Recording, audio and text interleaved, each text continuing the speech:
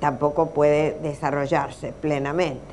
Pero ¿qué ha pasado? Que en el mundo de la civilización se han perdido los principios culturales, los valores, los símbolos, el desarrollo del espíritu, el desarrollo mínimo de la solidaridad incluso.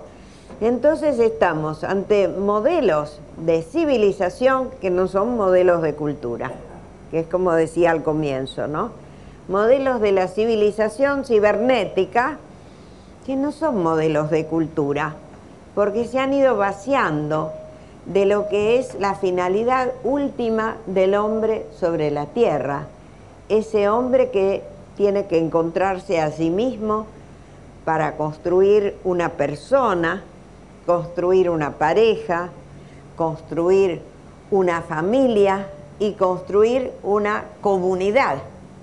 Porque la comunidad es algo a ser logrado y construido, no es lo que está meramente, es algo a ser construido.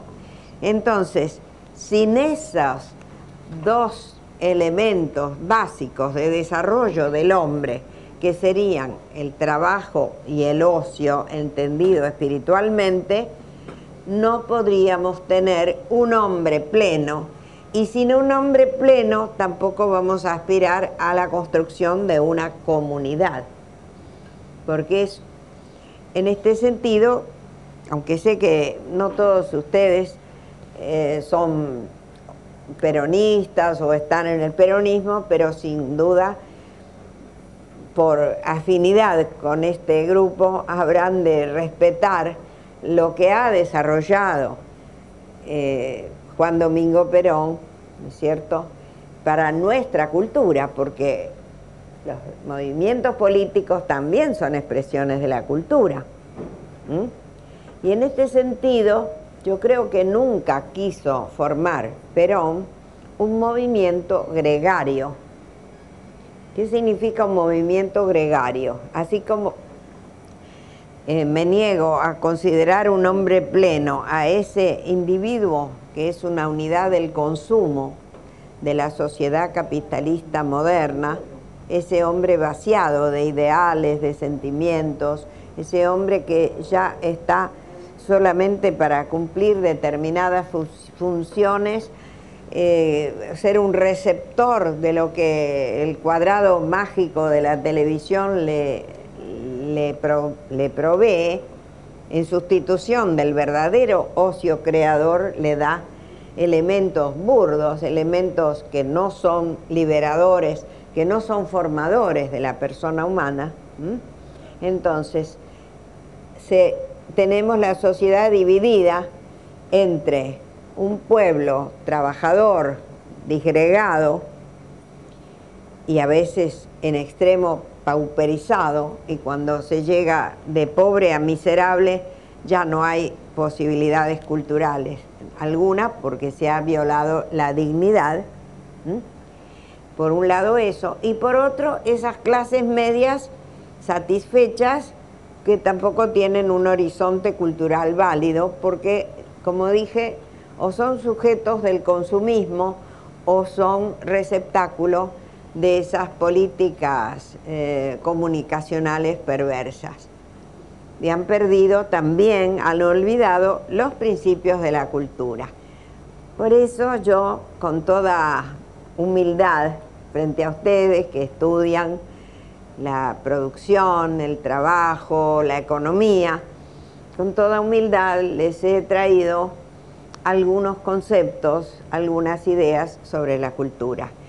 Si hay tiempo, también, no sé si... Tenemos preguntas, unas cuantas preguntas. Ah, ya veo, veía los papelitos allí, porque yo me iba a referir un momentito a algunos otros escritores, como por ejemplo a Lugones, que retomando en el año 16, lo voy a decir muy rápidamente, retomando en el año 16 la figura de Martín Fierro, lo propone como un símbolo nacional y habla de la obra como una gran obra, como un poema épico, lo sitúa en la tradición a que pertenece, le da carta de ciudadanía literaria además de que era ya un libro que se leía en las pulperías, ¿no? ¿Qué hacía Lugones? Lugones había sido anarquista en la juventud y después trabajaba para los conservadores.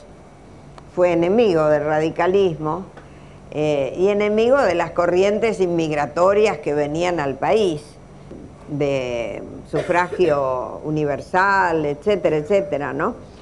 Y entonces él daba esas conferencias diciendo tenemos que tener símbolos nacionales para enfrentar a esa chusma inmigratoria que viene, ¿no? Con cierto desprecio.